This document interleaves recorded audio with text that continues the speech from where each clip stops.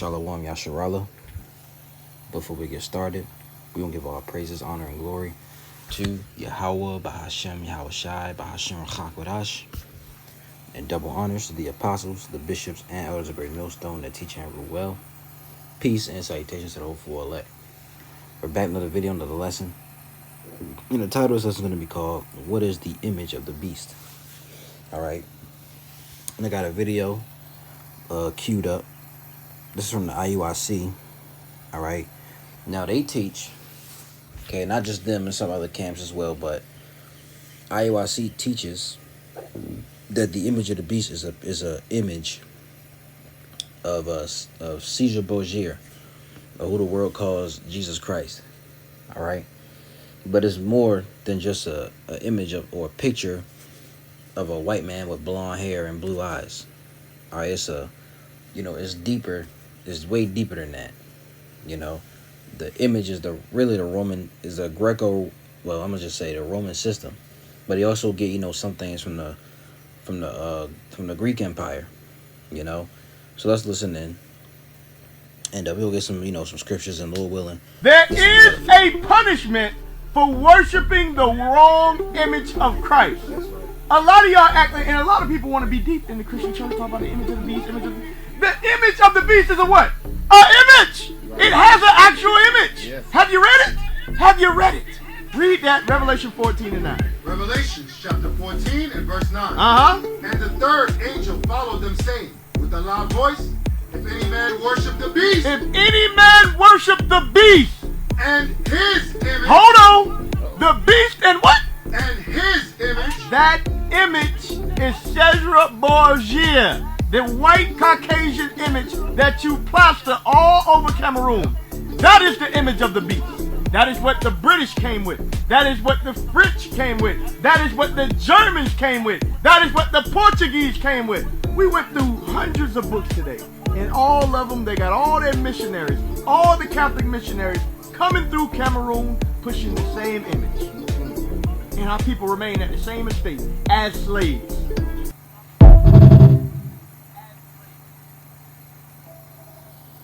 All right, so I hope you could hear that. He said the image is a picture of Caesar Borgia. All right, now let's go read that. Let's do this first. Take it out of NLT. Let's read that Revelation 14. And he went to, I think he read verse 9. Yeah, Revelation 14 and 9. It reads, and the third. Now it says doom for worshippers of the beast. It says, and the third angel followed them, saying with a loud voice, if any man worship the beast and his image, and receive his mark in his forehead or in his hand. I don't think they read that part. The same shall drink of the wine of the wrath of the Most High, which is poured out without mixture into the cup of his indignation. And he shall be tormented with fire and brimstone in the presence of the holy angels and in the presence of the Lamb. All right. So first, let's deal with the beast. What is the beast? The beast, today is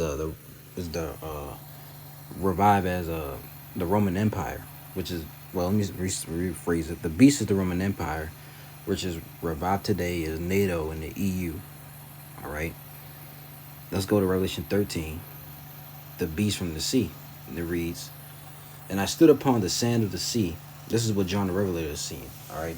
The book of Revelation is what John the Revelator, who was an apostle of Yahushai, okay, he wrote these things down because he had a vision. These were visions he was getting on the island of Patmos, that's where he was sent to. I believe that's like a coal mines or something like that. But Revelation 13 and 1, and I stood upon the sand of the sea, and I saw a beast rise up out of the sea, having 7 heads and 10 horns, and upon his horns 10 crowns, and upon his heads the name of blasphemy. All right, and what is these 7 heads? The 7 heads. All right, it starts with the Greeks. Okay, the Greeks, then the Romans, then Germania Major, Germania Minor, the French, the Spanish, and then the British. Those are the 7 heads. All right, and the 8th, which we'll get, the 8th of that comes out of is America. Verse 2 says, and the beast which I saw was like unto a leopard, and his feet were as the feet of a bear, and his mouth as the mouth of a lion. And the dragon gave him his power and his seat and great authority. So before we get into this, let's go to Daniel, because it says in Revelation 13:2, it says about a leopard. You got to know what a leopard is. You got to know about the bear. All right, the lion. All right, guys, let's go to that. Let's go to Daniel chapter 7. Now, this is Daniel, all right, when he has the vision of the four beasts, right? It says, I'm going to start at verse... I'll just start at verse 1. Daniel 7:1, it says, in the first year of Belshazzar, king of Babylon, Daniel had a dream and visions of his head upon his bed. Then he wrote the dream and told us some of the matters. Daniel spake and said, I saw in my vision by night, and behold, the four winds of the heaven strove upon the great sea. And four great beasts came up from the sea, diverse one from another. The first was like a lion, and had eagle's wings. I beheld till the wings thereof were plucked, and it was lifted up from the earth, and made stand upon the feet as a man, and a man's heart was given to it. Now the first beast is the lion, which is the Assyrian Babylonian Empire. All right. Let me see. I'm gonna get a preset real quick. Is it 50? I think it's 51. Jeremiah 51. I think it is 50. Let me see. Give me 1 second. Yeah. This is Jeremiah 51:17. It says, Israel is a scattered sheep. The lions have driven him away. First, the king of Assyria have devoured him. And last, this Nebuchadrezzar, king of Babylon, have broken his bones. The Assyrian king was, I believe, was Shalmaneser the fifth, when he came and took the northern kingdom and put them in captivity. Then you had Nebuchadnezzar. All right, he was the king of Babylon who put the southern kingdom in captivity. That's Judah, Benjamin, and Levi. Okay, so the first beast was the Assyrian Babylonian captivity. So let's go back to Daniel 7 and read verse 4. It says, read verse 4 again. The first was like a lion and had eagle's wings. I beheld till the wings were thereof were plucked, and it was lifted up from the earth, and made stand upon the feet as a man, and a man's heart was given to it. And behold, another beast, a second, like to a bear, okay, and it raised up itself on one side, and it had 3 ribs in the mouth of it, between the teeth of it. And they said, they said thus unto it, arise, devour much flesh. Now the second beast was the Medo-Persian Empire. Okay, that's when Cyrus the king. You had who else? What was that other guy's name? Was it Xerxes or Ahasuerus? These different rulers. Darius the Mede. That's the Medo-Persian Empire. All right, that's when they allowed us. The Lord put the spirit on Cyrus, and they allowed us to go and build, the temple. That was Judah, Benjamin, and Levi. The northern kingdom, they were already gone. Right? Verse 6, it says, after this I beheld, and lo, another, like a leopard, which had upon the back of it 4 wings of a fowl. The beast had also 4 heads, and dominion was given to it. Now, this leopard is the Greek captivity. And if you notice, in the Bible, in the actual Bible itself, the King James Version, it doesn't have the Apocrypha in it. Because the third captivity of the Israelites, particularly the southern kingdom, is in the Apocrypha, in 1st and 2nd Maccabees, but it's not in the actual Bible. If you notice that, so when you go to when you finish reading like Malachi, okay, you go straight to Matthew. It skips a captivity. It skips the third beast. which the third beast is found in the Apocrypha, which, like I said, first and second Maccabees. So the leopard is the Greek Empire, which you had, Alexander the Great, all right, Antiochus Epiphanes, these different people, right, that put hell on us. You had in his four, it said, which had upon the back of it 4 wings of a fowl. The beast had also 4 heads. These 4 heads are the 4 generals of Alexander: Ptolemy, Seleucus, Cassander, and I can't say the last guy. Lysimachus. He had more than 4, but those are the main, his main generals. I think another was like an antagonist or something like that. So the leopard is the third beast, which is the Greek Empire. That's the 4th beast. After this, I saw in the night visions, and behold, a 4th beast, dreadful and terrible and strong exceedingly, and it had great iron teeth. It devoured and brake in pieces and stamped the residue with the feet of it. And it was diverse from all the beasts that were before it. And it had 10 horns. See, now this 4th beast is the Roman Empire. Okay, and they were different from the rest of the beasts because they had a monarchy. They didn't have a no, not a monarchy. Is it a monarchy? Salakia. Let's look at monarchy real quick.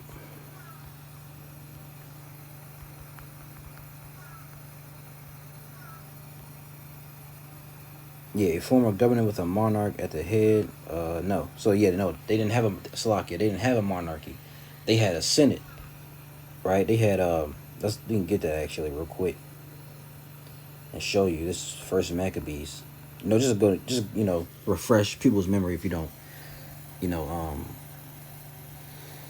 remember, and those who are new, yeah, this First Maccabees.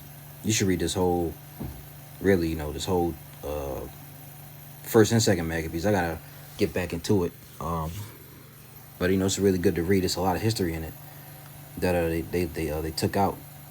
I'm sorry, 9. It says, moreover, how the Grecians had determined to come and destroy them, and that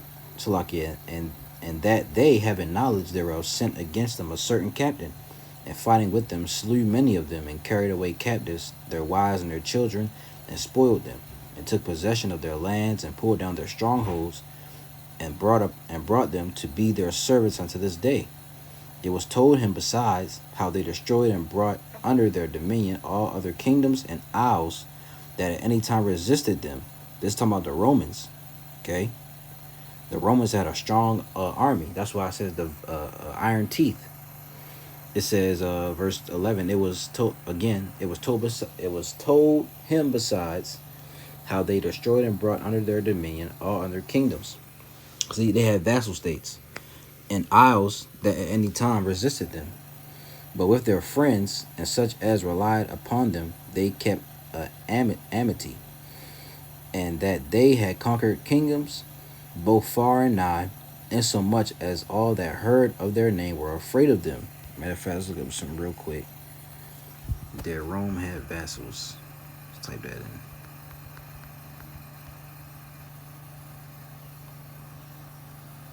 It says, while Rome didn't have a feudal system with vassals in medieval Europe since it didn't have client kingdoms or client states, they were essentially dependent states, often retaining their own rulers but obligated to Rome in various ways.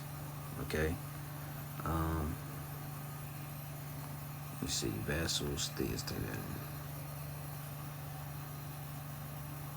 This is while Rome didn't use the term vassal states, it did have what historians call client kingdoms, which were foreign entities that maintained a dependent relationship with Rome, often through alliances and friendship treaties rather than formal subjugation. Okay, so they were client kingdoms. All right. It says the term vassal states is a feudal term, and Rome's relationship with these foreign entities was more akin to clientage or protectorate rather than vassalage. Okay, so there you go. But continuing on, verse 13, it says also that whom they would help to a kingdom, those reign, and whom again they displace, finally that they were greatly exalted. Yet for all this, none of them wore a crown or was clothed in purple to be magnified thereby. Moreover, how they had made for themselves a senate house, wherein 320 men sat in council daily, consulting always for the people, to the end they might be well ordered, and that they committed their government to one man every year, who ruled over all their country, and that all were obedient to that one. And that there was neither envy nor emulation among them. And this sounds like America today. Okay, you have a what is a president. Back then they were in Rome. They were called Caesars. But today they're in America. They call them presidents, and they rule. They rule for like what? They stay in office for 4 years, and if they want to run again, they can run again. You see. So going back to Daniel 7. All right. Read it again, verse 7. And after this I saw in the night visions, and behold, a fourth beast, which is the Roman Empire, dreadful and terrible and strong exceedingly. And it had great iron teeth. It devoured and brake in pieces, and stamped the residue with the feet of it. And it was diverse from all the beasts that were before it. And it had 10 horns. Verse 8. I considered the horns, and behold, there came up among them another little horn, before whom there were 3 of the first horns plucked up by the roots. And I believe that was the French, the Spanish, and the British. You had the French-American Wars, the Spanish-American War, and the British American Wars. I forgot what they were called, but you can look those up. And behold, in this horn were eyes like the eyes of man, and a mouth speaking great things. And this is talking about America. This is that little horn. All right, so this is that, these 4 kingdoms ruling. So you go back to Revelation 13 and 2. So it says, and the beast which I saw, first let's get that word beast in the Greek. It's therion, all right, therion, and it means an animal, a wild animal, wild beast. Metaphor, a brutal, bestial man, savage, ferocious. See, so it's a metaphor for a bestial man. So these different kingdoms were kingdoms of men, they were all Edomite kingdoms, right? Let's see what this says. Thera is the root word. Hunting a wild beast to destroy them. Metaphor, a preparing destruction for men. See that? Preparing destruction for men. So verse 2, and the beast which I saw was like unto a leopard. That leopard is the Greeks. And his feet were as the feet of a bear. Now the bear today are the Russians, all right, because you did have in that region before the Edomites came. You had Japheth in that region, all right. And it says, in his mouth as a mouth of a lion, which is Britain, and the dragon gave him his power and his seat and great authority. And that dragon is the Roman Empire, all right. So that's the beast. So the 7 heads and 10 horns is the Greeks, the Romans, the Greeks, the Romans, Germania Major, Germania Minor, the French, the British, the French, the Spanish, then the British. Those are the 7 heads, and the 10 horns today represents the EU. All right. So let's go back to Revelation 14. So we got the beast is, right? It says in his image. Now the image, let's get this word image in the Greek. So Lord willing, this is all making sense. Image, Strong's G 1504. Icon.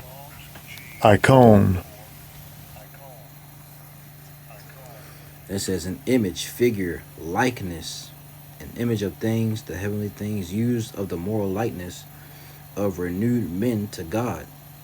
Okay, the image of one in whom the likeness of anyone is seen, applied to a man on account of his power of command. See? Down in the strong definition, it says a likeness. We can look this up real quick. It says the fact or quality of being alike, resemblance.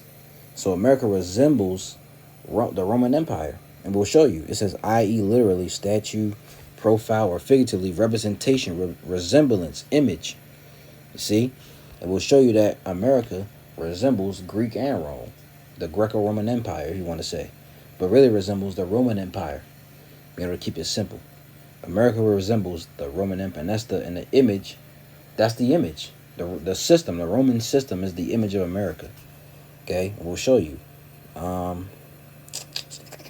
We can start with, which one is this? This one, or these are both from Medium. All right, these came out. This one. This says parallels between American society and ancient Rome. I'm gonna start with this one. It says similarities between the current American society and ancient Rome. This came out 2 years ago, January 17, 2023. It says the Roman Republic may have fallen, but her influence lives on through the heartbeat of the United States of America. These words were inspired by the visible reflection of ancient Rome on the present American society. Even though several similarities exist between the two nations, this article discusses similarities in government, culture, and infrastructure between the two societies. Ancient Rome and present-day America share similar systems of government. When constructing the new government, the founding fathers of America looked to Rome for inspiration. They drafted the three branches of government just like the threefold system of government used by the ancient Romans. Both societies also have similar justice systems that provides a set of rules and procedures that guide the activities of citizens. Moreover, both systems of government have had Senate arms that converted policies into laws and discuss pertinent state-related matters. Another interesting feature in both societies are the similarities in cultures. These similarities range from formal education in classrooms, use of the Roman alphabets as writing system, libraries as their culture gathering place, communication by letters, newspapers, signposts in center of towns, mail system. It says to freedom of worship and affiliations. Both societies also absorb diverse cultures from far and wide. Nonetheless, in recent times, the modern-day American society has also become more liberal, like the Romans were, in terms of sexuality and freedom of choice. See, because back in Rome, you could be a Mo. You could have women with women, men with men. Matter of fact, let's try to look that up.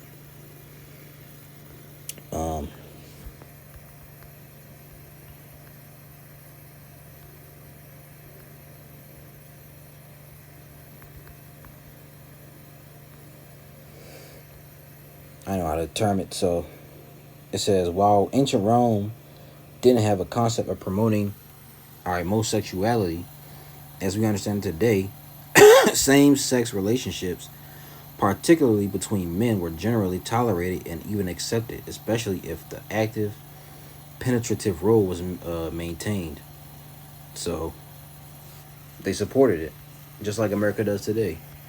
You know, let's go back. It says, finally, both societies have similarities in style and organization of infrastructure.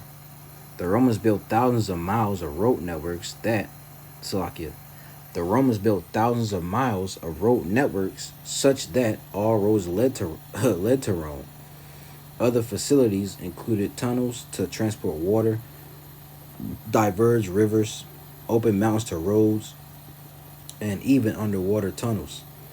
Bridges through the use of arches, water systems with pipes supplying citizens and draining the used water, and massive buildings like stadia, coliseums for entertainment. Yeah, the British circuses.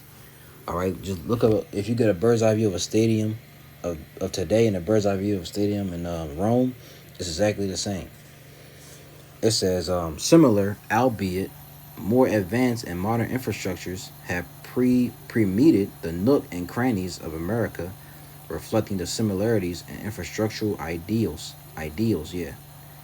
The similarities that today's American society share with ancient Rome are enormous. However, this short article only highlights similarities in government, culture, and infrastructure. It says these glaring similarities could only have evolved because of the fact that America's founding fathers were inspired by the ancient Roman Republic. You know, if you want to do more, you can do more research on it. All right, I may read this. Parallels between American society and ancient Rome. I'll just get straight to the point. Political structures. Just as modern America employs a representative democracy, ancient Rome practiced a form of representative governance within its republic system.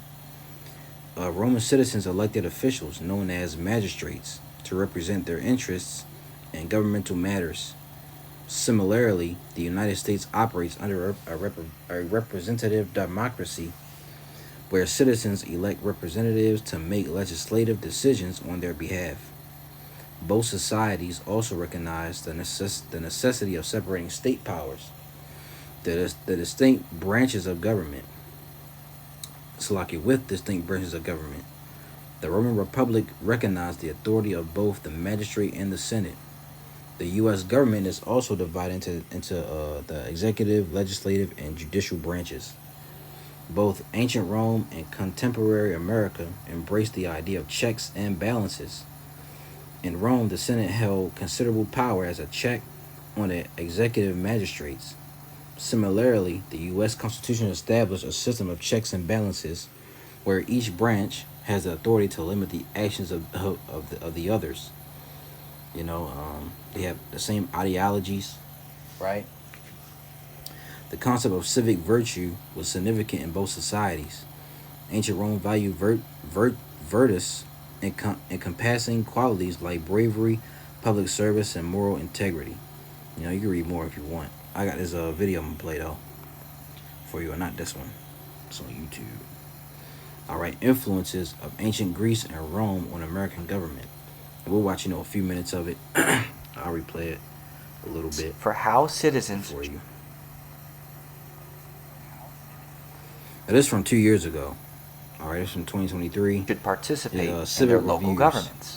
Now, the reason ancient Greece had cities that had their own governments and different laws everywhere you went was mostly based on their terrain. In the very mountainous regions of ancient Greece, it was very impractical for one government to rule over every spot on top of the mountain. And so you had places like Athens, which had its own government, laws, and citizen participation that was quite different from everyone around them, yet they remained a part of Greece, the country. It works much the same way in the United States because, hey, we really wanted to be like ancient Greece. So let's take Florida for an example, where we have the city of Tampa. They've got their own mayor. They have their own Tampa-specific laws, and of course they have their own police force. The people of Tampa vote for these leaders, they participate in this government, and they adhere to the laws and rules of the city. On the other coast, we have Miami. They've got different issues on the other coast, and so they have their own mayor and their own laws and law enforcers to help deal with their specific issues. Both cities still fall under the jurisdiction of the state of Florida and of course belong to the greater authority of the country of the United States of America.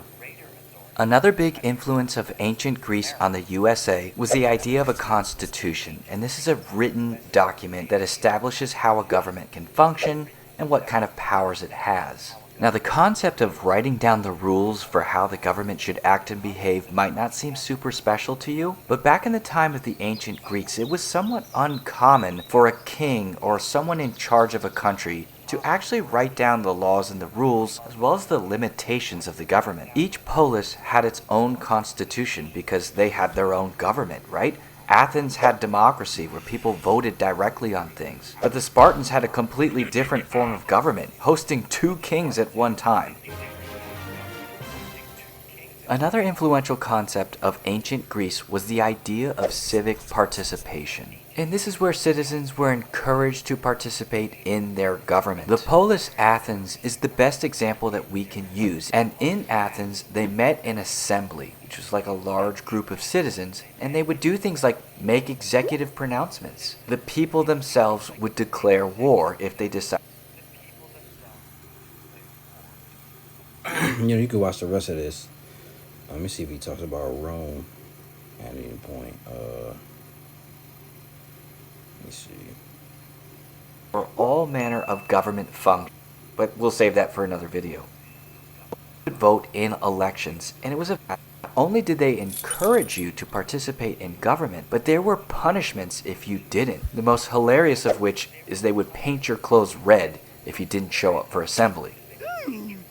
Now, while I mentioned that they could elect officials, not everybody in Greece actually could, and this is another influence that Greece had on America. In ancient Greece, they had what was known as voting rights. These voting rights determined who could vote in elections, and it was a very small percentage of the people, but we'll save that for another video. The last influential concept from ancient Greece is the legislative bodies, and when we say this, we are territory. And the simple answer is they had a better... When you think about voting for something, you're probably thinking about direct voting, in which the individual votes. And you can watch the rest of this if you like, but the image of the beast is deeper than just a picture, all right, of Cesare Borgia, who the world calls Jesus Christ, all right. It's the image. The image is like we looked up. Let's go back. The word image in the Greek is icon, and it says likeness, a likeness, i.e. literally statue, profile, or figuratively representation or resemblance image. Look at resemblance. It says the state of resembling or being alike, a way in which two or more things are alike. So America resembles Rome, or America resembles ancient Greece, America resembles Egypt. Okay, so reading it again, Revelation 14:9. And the third angel followed them, saying with a loud voice, if any man worship the beast, the beast is the Roman Empire, all right, which is revived through NATO and the EU, and his image, the image is the Roman system, okay, and receive his mark. We should all know what the mark is. IUIC teaches the mark is the sin. No, the mark is the RFID C-hip, all right, the charagma in the Greek, and receive his charagma or mark in his forehead or in his hand. The same shall drink of the wine of the wrath of the Most High, which is poured out without mixture into the cup of his indignation. And he shall be tormented with fire and brimstone in the presence of the holy angels and in the presence of the Lamb. See? So, once again, the image of the beast is deeper than just a picture of Caesar Borgia, man. All right? So, Lord willing, this was edifying for you brothers and your sisters out there. You got something out of it. We're going to give all praises, honor, and glory to Yahweh, Bahashem, Yahweh Shai, Bahashem, Chakwadash, and double honors to the apostles, bishops, and elders of Great Millstone that teach and rule well. Peace and salutations to the hopeful elect. The Lord's will use edified. To